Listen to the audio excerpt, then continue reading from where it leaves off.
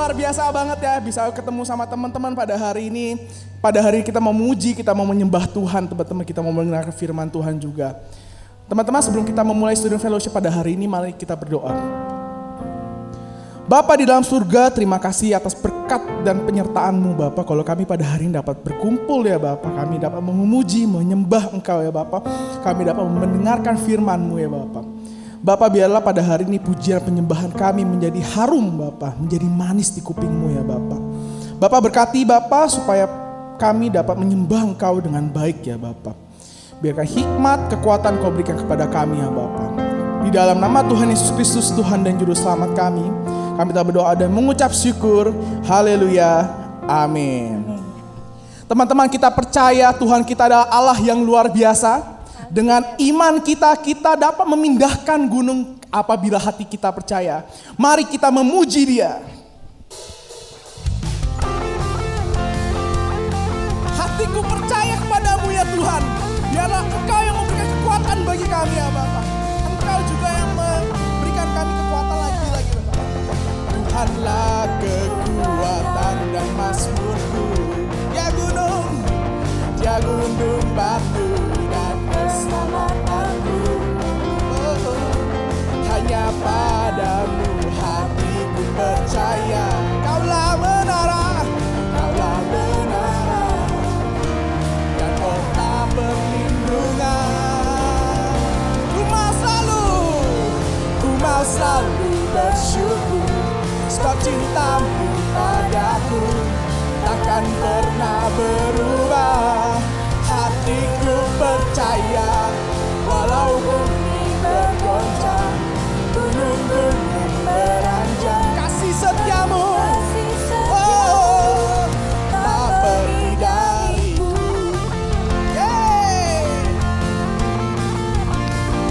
Haleluya.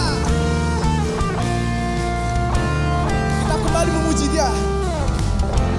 Tuhanlah kekuatan dan mazmurku. Dia gunung batu dan keselamatanku. Hanya padamu hatiku percaya. Kaulah menara dan kota perlindungan. One, two, three, go. Ku mau selalu bersyukur, sebab cintamu padaku takkan pernah berubah. Hatiku percaya, walau bumi bergoncang, gunung-gunung beranjak, namun kasih setiamu tak pergi dariku.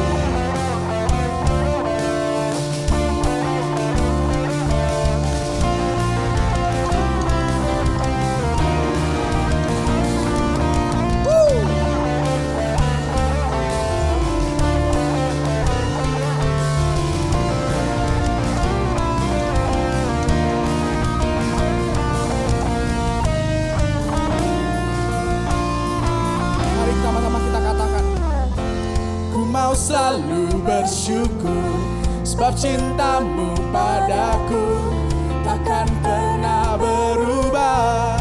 Hatiku percaya, walau bumi bergoncang, gunung-gunung beranjak, namun kasih setiamu tak pergi dariku. One, two, three, go. Ku mau selalu bersyukur, cintamu padaku takkan pernah berubah. Hatiku percaya, walau bumi bergoncang,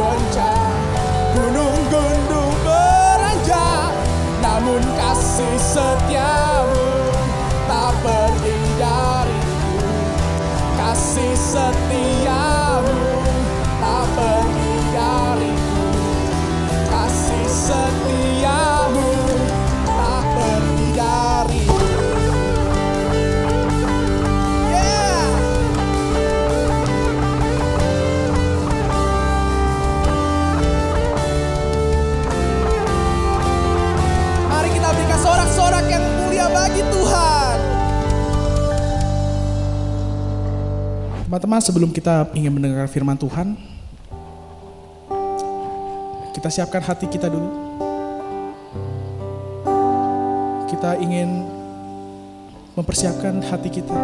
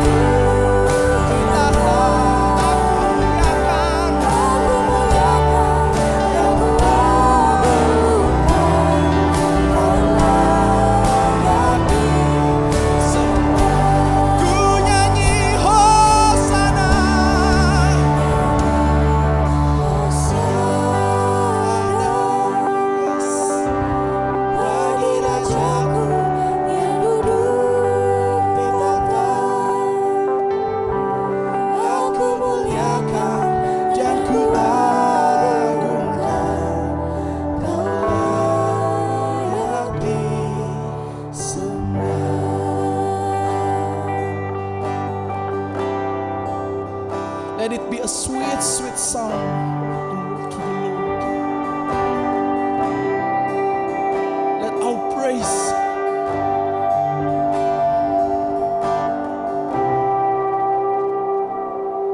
I love you, Lord, and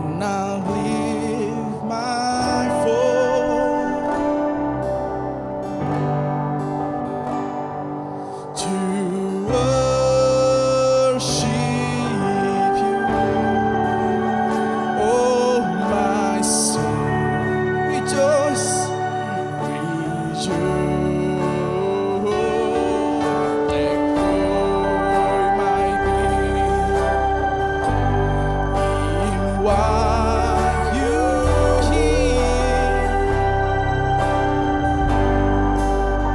Let it be a sweet, sweet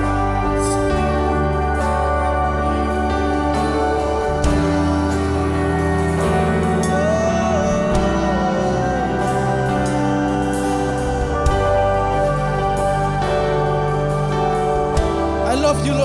I love you, and I lift my voice to worship you, to worship you. Oh, my soul, rejoice. Take joy, my King. Hear what you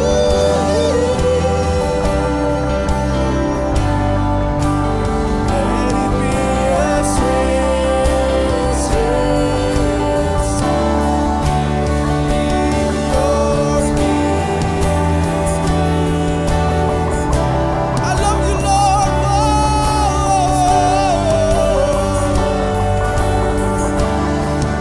I love you, Lord.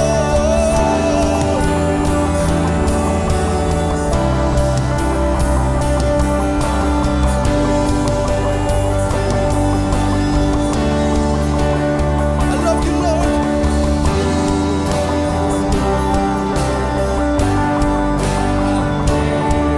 My Lord, to worship you, to worship. Oh, my soul, rejoice. My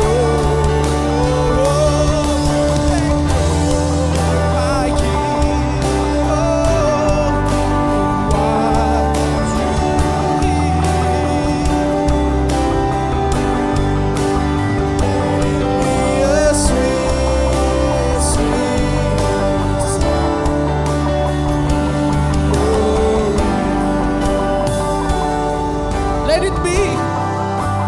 let it be a sweet, sweet sound in your ear.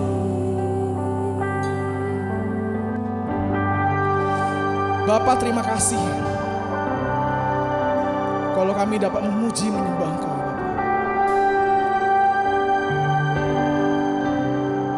Bapa, biar sebentar kami ingin mendengar firman-Mu, ya Bapa. Biarlah firman-Mu dapat tertanam dalam hati kami, ya Bapa. Biar firman-Mu, Bapa, menjadi bibit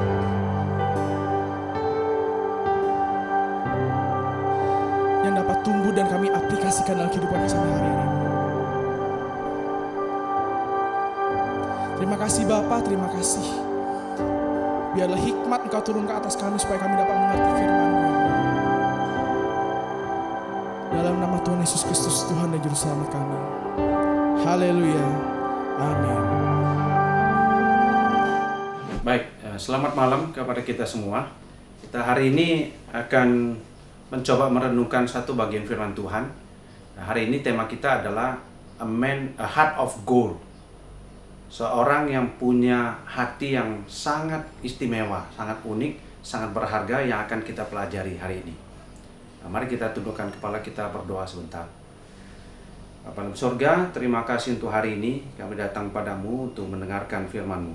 Kami berdoa memohon supaya Engkau kuasai kami, sehingga jikalau hati kami ada di sini, maka pikiran kami ada di sini juga untuk Tuhan, supaya kami diubahkan menjadi orang-orang yang semakin serupa dengan Yesus Kristus Tuhan kami, yang oleh namanya ini kami naikkan doa kami. Amin. Jadi baik, ya, hari ini kita akan bicara mengenai seorang, a man with a heart of gold. Seorang yang punya hati emas, hati yang sangat murni, hati yang sangat baik yang dapat kita pelajari. Kita akan membaca kitab kita dari Nehemia pasal 1 ayat 1 sampai dengan 3.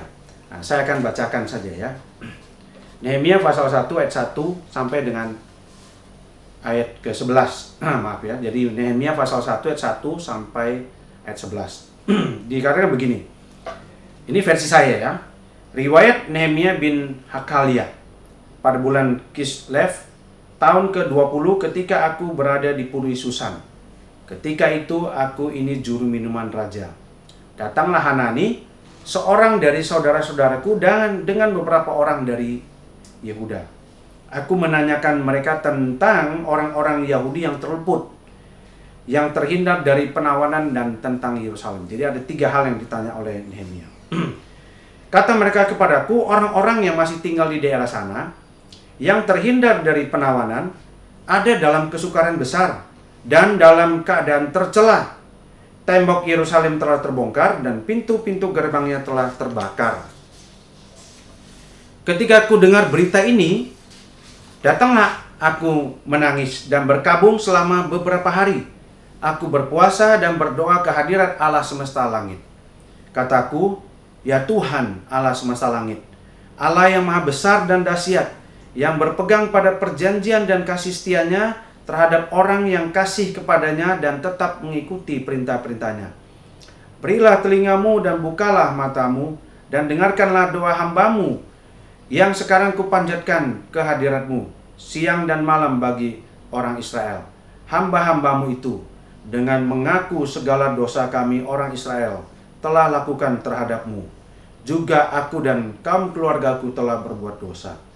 Kami telah sangat bersalah kepadamu dan tidak mengikuti perintah-perintah, ketetapan-ketetapan, dan peraturan-peraturan yang telah kau perintahkan kepada Musa hambamu itu.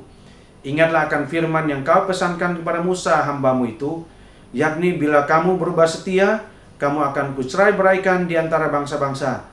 Tetapi bila kamu berbalik kepadaku dan tetap mengikuti perintah-perintah serta melakukannya, maka sekalipun orang-orang buanganmu ada di ujung langit, akan kukumpulkan mereka kembali dan kubawa ke tempat yang telah kupilih untuk membuat namaku diam di sana. Bukankah mereka ini hamba-hambamu dan umatmu yang telah kau bebaskan dengan kekuatanmu yang besar dan dengan tanganmu yang kuat?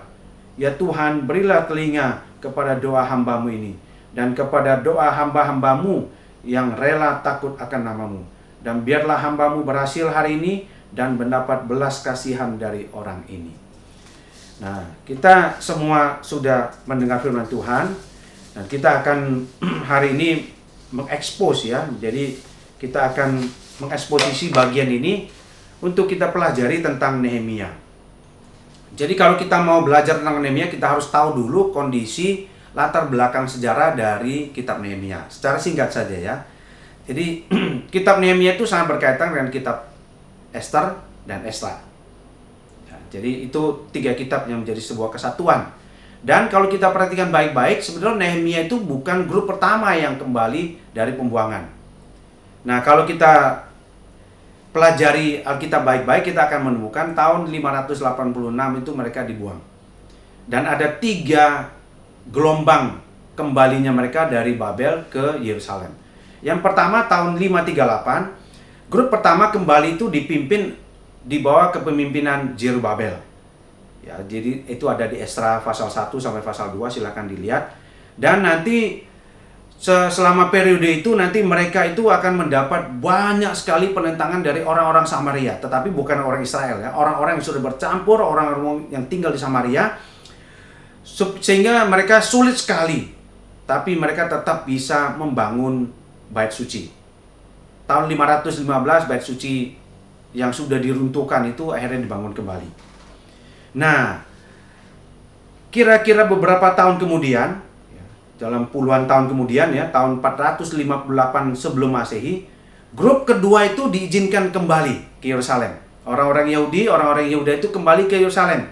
Nanti itu kali ini dipimpin oleh Esra. Dan Esra pada waktu sampai di Yerusalem, dia melihat bahwa dia menemukan banyak sekali kemerosotan spiritual dan moral. Degradasi moral spiritual dari orang-orang Israel, orang-orang Yehuda, orang Yahudi yang ada di sana. Akhirnya dia meminta supaya itu dimurnikan. Itu ada di Esra pasal 7. Dan gelombang ketiga itu adalah 14 tahun setelah Esra kembali, muncullah gelombang ketiga, yaitu Nehemia tahun 444. Dan ini kitab Nehemia ditulis tidak lama sebelum nanti Nehemia pulang ke Yerusalem. Oke ya, dan kita tahu bahwa Nehemia itu kembali di gelombang ketiga. Nah, setelah itu nanti Allah memakai Nehemia untuk membangun bait suci. Nah, hari ini kita akan melihat sebetulnya apa sih kehebatan Nehemia. Jadi kalau kita akan lihat baik-baik ya, bahwa kalau Nehemia itu adalah orang yang sangat penting ya, orang yang sungguh-sungguh sangat penting untuk kita pelajari dalam kondisi di mana negara kita sekarang ini kondisi terpuruk, semua negara. Nah, kita belajar Nehemia itu untuk kita tahu. Nah, bagian Nehemia 1 ayat 1 sampai 11 itu kita akan bagi dalam beberapa bagian. Ya, kita akan bagi dalam beberapa bagian, tapi kita akan lihat dulu ya. Kita lihat dulu pertama itu ayat 1 sampai dengan ayat ketiga. Ya, ayat 1 sampai dengan ayat ketiga itu bicara apa? Nah, bicara tentang apa? Tentang silsilah dari Nehemia. Riwayat Nehemia siapa? Kita tidak tahu banyak tentang Nehemia. Dan Nehemia sendiri mengisahkan bahwa bapaknya adalah namanya Hakalia. Dan salah satu saudaranya adalah Hanani. Kemungkinan dia punya beberapa saudara. Dan itu kondisi dia itu adalah kondisi pada saat dia ada di Puri Susan. Tahun ke-20. Ya. Bulan Kislev, ya sekitar November-Desember. Itu tahun ke-20. Ketika itu dia juru minuman raja. Nah, saya ingin bacakan ulas sedikit ya. Lalu sedia ada di sana, dia juru minuman raja, dan datanglah Hanani. Hanani ngapain? Hanani datang kepada dia menghadap, dan pada waktu menghadap justru Nehemia sendiri yang nanti menanyakan tentang kondisi orang Yahudi yang terluput, yang terhindar dari penawaran, dan tentang Yerusalem. Jadi tentang Yerusalem dan tentang orang Yahudi itu sendiri. Mereka kondisinya gimana? Dan dia mendapat laporan bahwa kondisinya kesukaran besar, keadaan mereka tercela. Ya, tercela kita tidak tahu, tidak diberitahu apa. Tetapi yang ketiga adalah tembok Yerusalem terbongkar dan pintu-pintu gerbangnya terbakar. Jadi kondisinya sangat mengenaskan. Nah, kita akan mulai ya. Kita akan mulai dulu siapa sebetulnya Nehemia ini. Nehemia itu adalah juru minuman raja. Juru minum raja itu siapa ya? Nanti saya akan jelaskan. Jadi juru minum raja secara sederhana itu adalah orang yang dipercaya oleh Raja Persia untuk nanti mengantarkan minuman untuk raja, khusus untuk raja. Kerajaan Persia seberapa besar silakan lihat di peta, itu dari Timur Tengah sampai dengan India sekarang. Kata India itu muncul di Perjanjian Lama itu di kitab Perjanjian Lama di kitab Esther. Jadi begitu besarnya kerajaan Persia, sehingga kalau orang itu mau menjadi juru minuman supaya raja itu tidak mati, itu bukan sembarangan. Posisi menjadi juru minuman saja itu sudah mengungkapkan banyak hal tentang siapa Nehemia. Nehemia itu orang yang secara intelektual itu sangat kompeten. Orang yang secara emosi itu sangat stabil, sangat dewasa, sangat matang. Dan secara spiritual dia sangat dewasa. Tahu dari mana? Seorang namanya juru minum itu tidak akan gerabak-gerubuk. Dia membuat minuman raja tenang, kalem, dan semua penuh hikmat, penuh pertimbangan yang betul-betul baik. Baru dia bisa membawa minuman itu pada raja. Dia sendiri harus punya pengendalian yang sangat baik. Jadi dari situ saja kita sudah bisa tahu karakter Nehemia seperti apa. Nah, kita tidak tahu dia dapat dari mana. Tapi kita bisa berasumsi bahwa itu sudah hampir pasti dapat dari orang tuanya. Nah, perhatikan ya.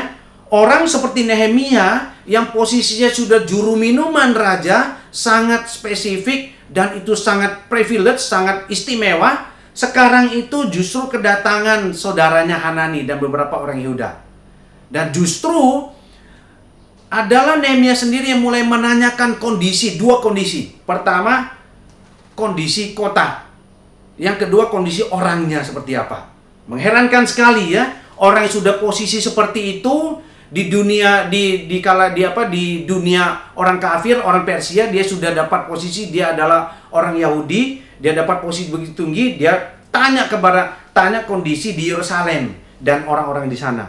Dan dia mendapat berita bahwa kondisi itu adalah mengenaskan.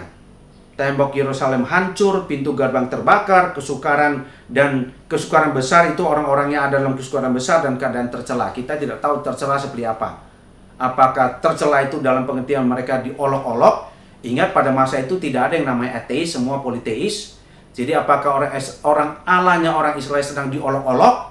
Atau mereka kesukaran besar itu akhirnya tidak tahu mereka harus ngapain, kehidupan sosial seperti apa, karena mereka kembali dalam kondisi sebagai orang buangan. Bukan zaman di mana raja mereka jaya, mereka mungkin kebingungan secara sosial, secara ekonomi, semuanya bingung. Nah, kita akan belajar Nehemia di sini sekarang. Apa yang bisa kita pelajari Nehemia? Kalau kita mau belajar Nehemia, kita belajar dua. Pertama, responnya Nehemia, dan kedua, isi doanya. Respon Nehemia dan isi doanya, yaitu mulai ayat ke-5 sampai seterusnya. Ya, nanti saya lihat ya, ayat 4 sampai 11. Nah, kita sekarang mulai expose siapa Nehemia ini, sehingga kita bisa belajar dan betul-betul kita itu nanti bisa meneladani Nehemia dan kita bisa terapkan. Perhatikan ayat 4 dikatakan, ketika ku dengar berita ini, berita bahwa dua berita, yaitu tembok Yerusalem yang hancur berantakan dan kondisi orang Israel yang betul-betul orang Yehuda yang betul-betul itu sangat sulit, kesukaran besar, tercela. Dikatakan Alkitab begini, duduklah aku menangis dan berkabung selama beberapa hari. Aku berpuasa dan berdoa kehadiran Allah semesta langit.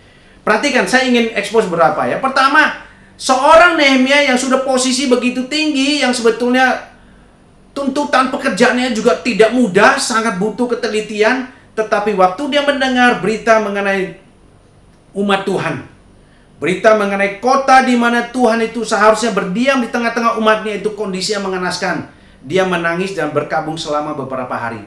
Kita mungkin akan lihat hanya biasa, tapi kita tidak sadar bahwa kalimat menangis dan berkabung selama beberapa hari itu menunjukkan sebuah respon yang sangat berbeda. Itu bukan reaksi. Kalau reaksi, kita mendengar, ada korban gempa bumi di sini, kita mungkin hanya 1-2 jam saja sedih, habis itu selesai. Tetapi seorang Nehemia yang posisi begitu tinggi bisa menangis dan berkabung selama beberapa hari. Muncul dari mana bisa beberapa hari? Hampir dapat dipastikan Nehemia bisa berkabung selama beberapa hari, menangis dan berkabung beberapa hari itu karena apa? Itu karena selalu Nehemia hatinya itu ada di umat Tuhan dan di rumah Tuhan. Jadi kita bisa melihat bahwa inilah kekonsistensi kerohanian dari Nehemia yang dia pelihara selama ini. Yang kita tidak tahu, tapi ayat keempat itu menunjukkan bahwa Nehemia itu punya concern yang sangat kuat kepada umat Tuhan dan rumah Tuhan.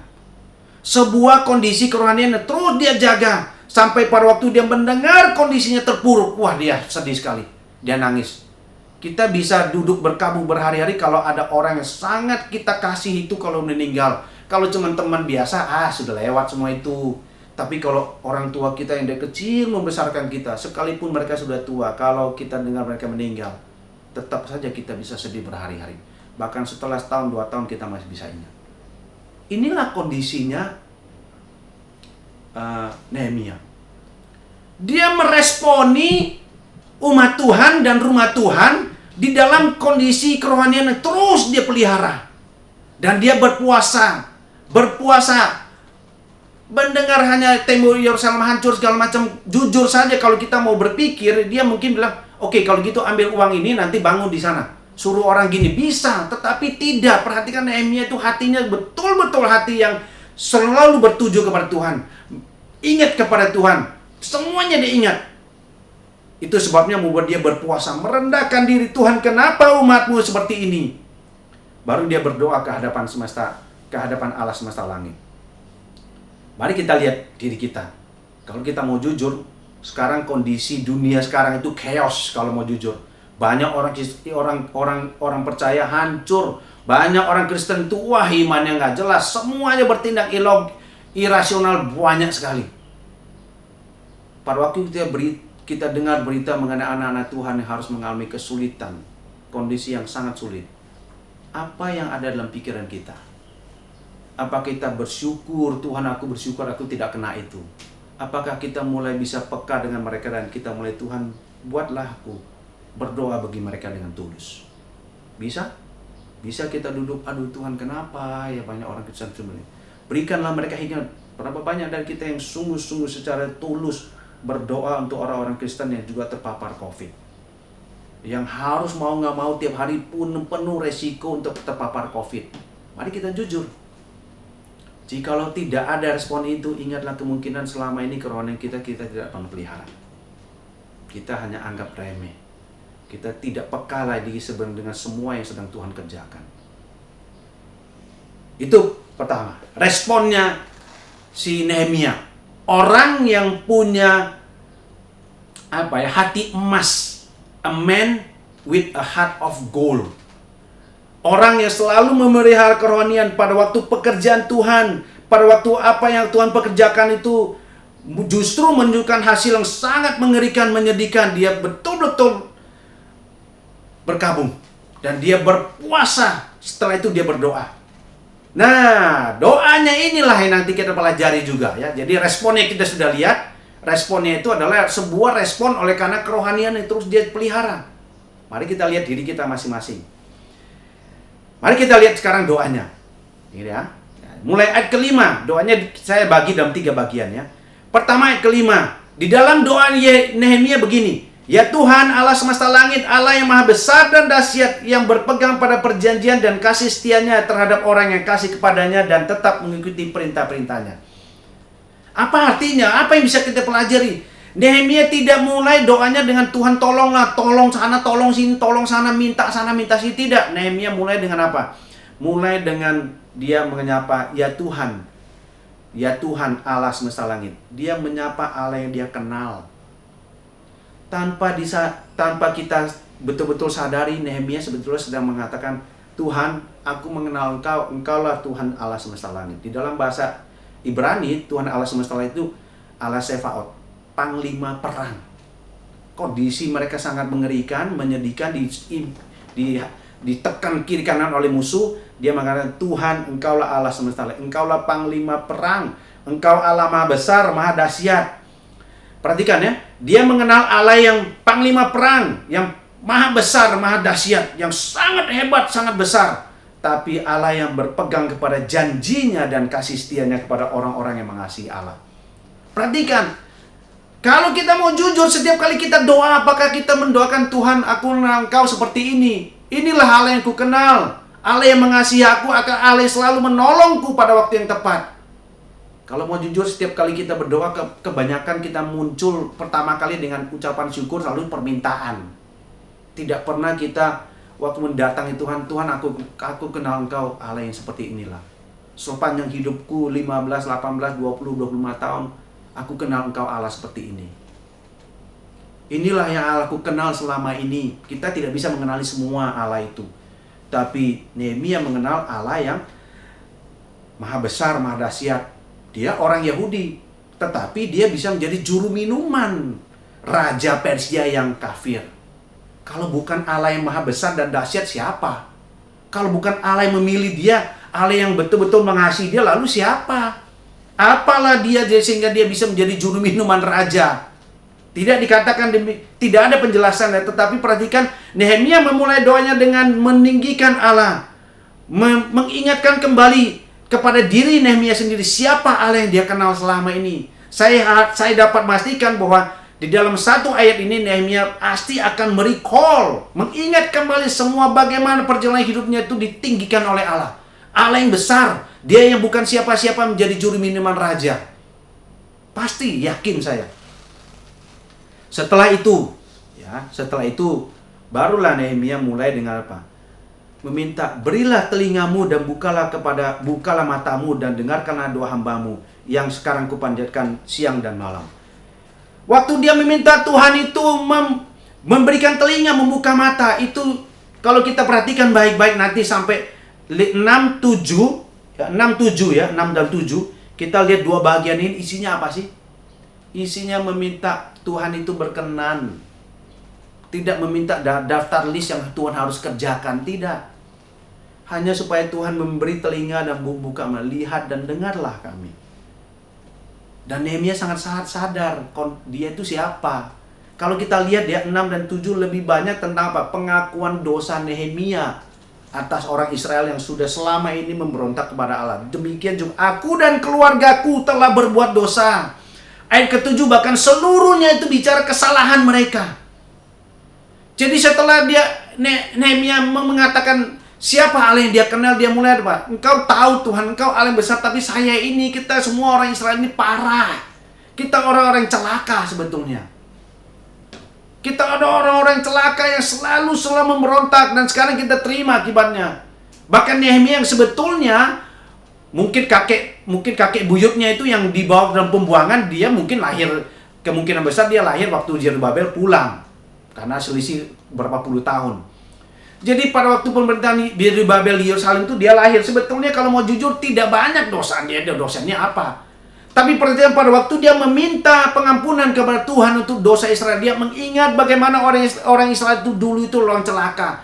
Dan sekarang pun waktu mereka kembali itu mereka tidak boleh melupakan betapa kondisi mereka menyedihkan di hadapan Tuhan. Mereka adalah orang pemberontak yang mendapat belas kasihan Tuhan.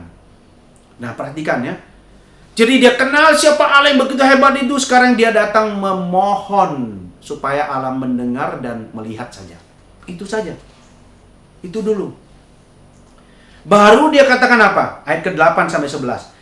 Ingatlah akan firman yang kau pesankan pada Musa hambamu ini. Perhatikan, kalau kita lihat semua doa Nehemia, tidak ada doa yang menunjukkan kehebatan Nehemia. Yang ada juga aku dan keluargaku sama aja telah berbuat dosa. Tuhan, sekarang aku sudah jadi juru minum, pakailah aku. Aku siap untuk menjadi pemimpin. Bukan. Dia mengatakan, ingatlah Tuhan akan firman yang sudah kau pesankan pada Musa. Justru kepada Musa, kepada hal yang lama sekali. Bagaimana seorang juru minuman yang sudah jabatan privilege sebagai hebat itu masih mengingat akan semua karya Allah dari zaman Musa. Dan dia mengingatkan, engkau sudah berkata, jikalau kami orang Israel tidak setia, maka kami akan dicerai belaikan. Tapi jikalau kami berbalik dan kami mengikuti perintahmu dan melakukannya, maka semua orang engkau akan kumpulkan kembali. Dan tidak hanya itu, engkau akan diam di tengah-tengah kami. Perhatikan buat doa Nehemia sangat apa? Sangat God-centered. Tuhan, saya ini siapa lah? Saya ini orang berdosa. Saya hanya memohon supaya engkau kembali mengintervensi hidup orang Israel. Kembali kumpulkan mereka, kami akan mengikutimu dan engkau ada di tengah-tengah kami semua. Dan perhatikan ayat 10, bahkan Nehemia tidak sedang membela dirinya.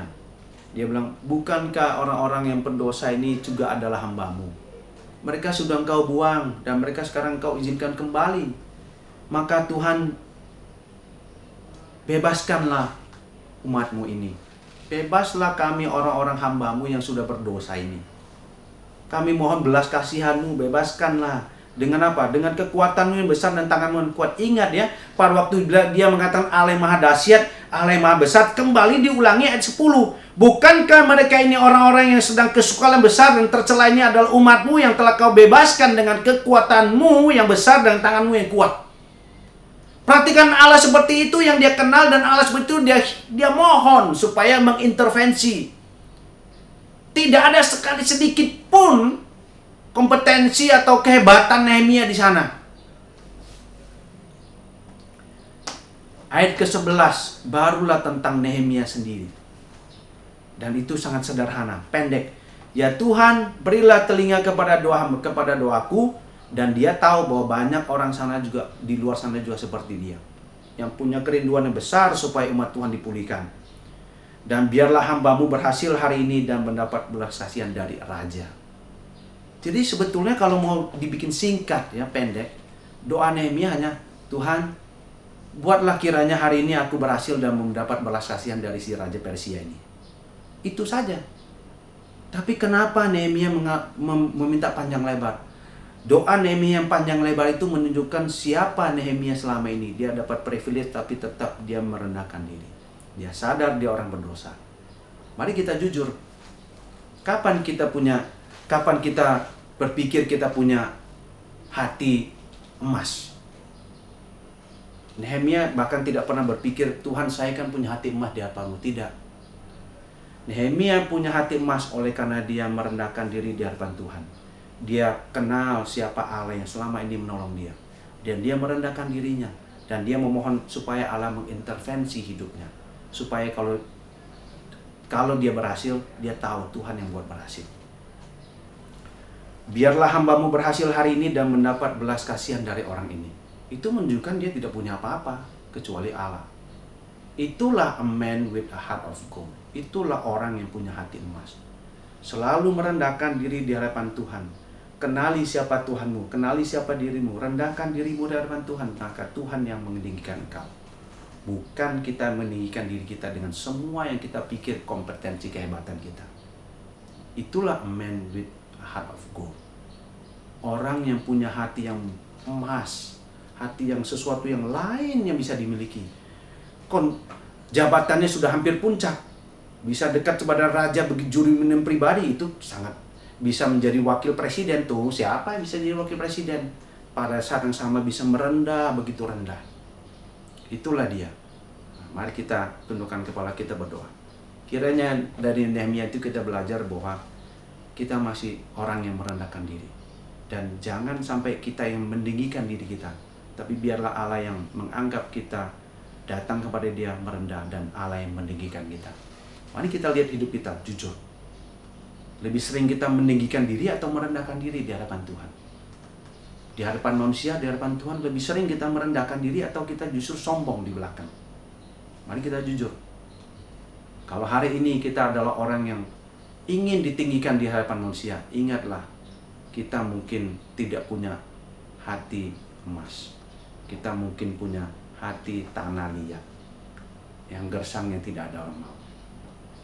Mari kita tundukkan kepala kita berdoa. Bapa di sorga, terima kasih untuk hari ini. Kami sudah mendengar firman-Mu. Nehemia orang yang mempunyai hati emas di hadapan-Mu. Dan kami disadarkan betapa Nehemia bukan orang sedang meninggikan diri, mempromosikan siapa dia, sedang membuat CV hidupnya itu hal-hal yang hebat, tapi justru dia datang kepadamu dengan hati yang merendah. Setiap kali dia mendengar keterpurukan dari orang-orang percaya, dia sungguh-sungguh sedih, dan dia bahkan menangis berkabung berhari-hari. Betapa kuatnya kedekatan dia dengan sesama orang percaya. Tuhan tolong kami semua hidup di tengah-tengah sesama orang percaya. Tuhan tolong kami supaya punya kepekaan, supaya punya kerinduan yang sama dengan Nehemia. Kami selalu menjaga kerohanian kami, mengingat akan janji Tuhan, mengingat akan kasih setia-Mu, dan semua peristiwa yang terjadi dalam hidup kami membuat kami mengenal siapa Allah kami.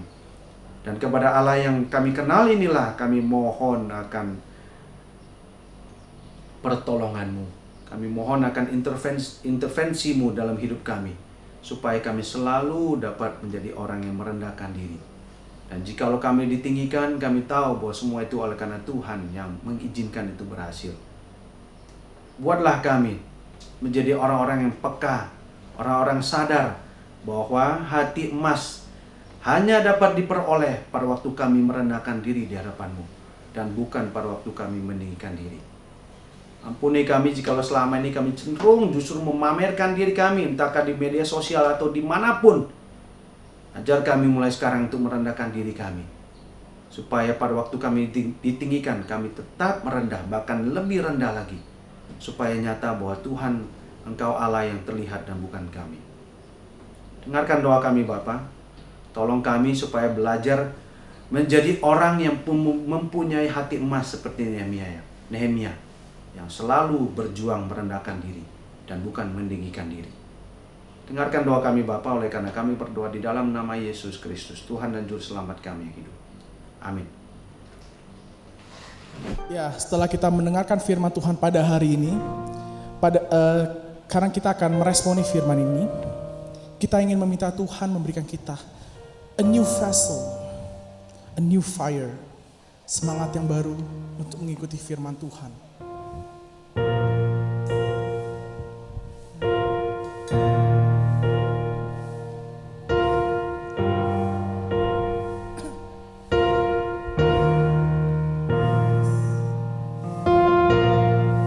In the crushing,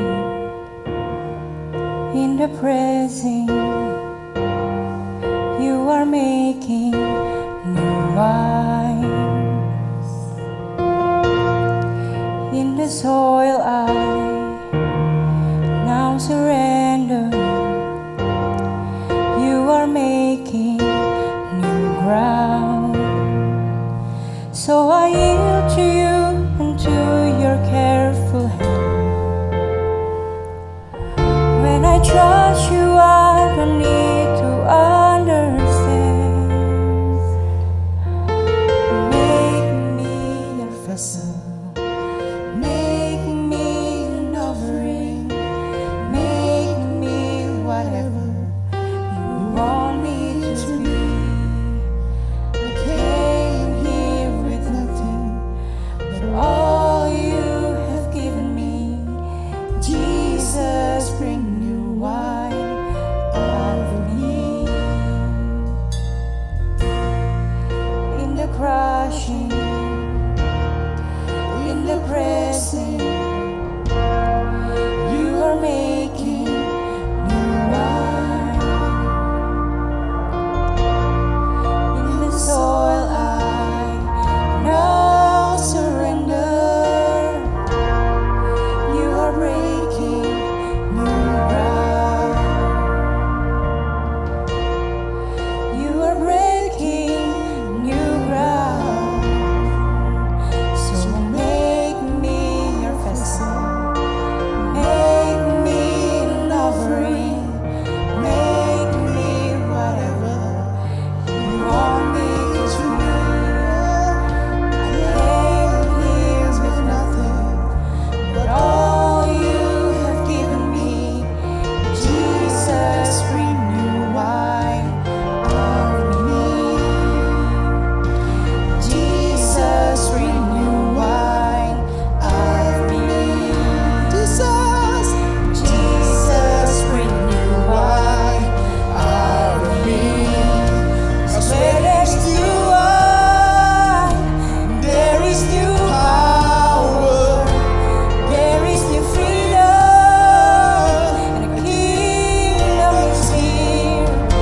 I'll lay down my old flames to carry your new fire today.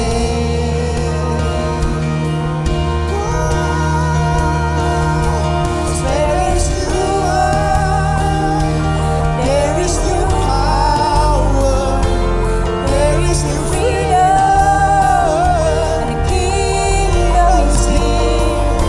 I'll lay down my offering to carry your new fire today.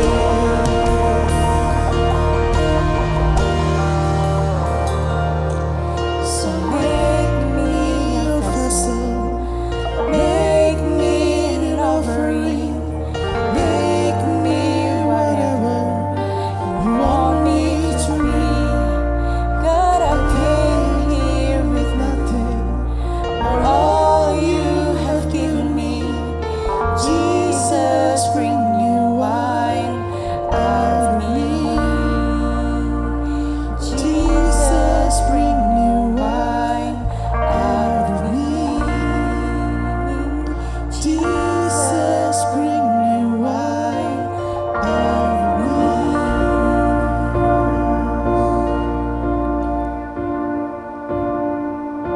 Terima kasih Bapa, kalau pada hari ini kami telah memuji menyembah Engkau. Kami dapat berkesempatan untuk mendengarkan firman-Mu ya Bapa. Bapa, biar firman-Mu dapat menjadi bibit Bapa dalam hidup kami Bapa, dan kami dapat aplikasikan Bapa, tumbuh subur di dalam hati kami ya Bapa. Roh Kudus bekerja Bapa lewat kami Bapa, supaya Roh Kudus juga semakin Bapa dapat menunjuk kuasanya lewat kami. Bapa, sebentar kami ingin melakukan aktivitas kami masing-masing Bapa. Bapa, Engkau yang berkati, Engkau berikan hikmat dan kekuatan ya Bapa. Terima kasih Bapa, terima kasih Yesus, terima kasih Roh Kudus.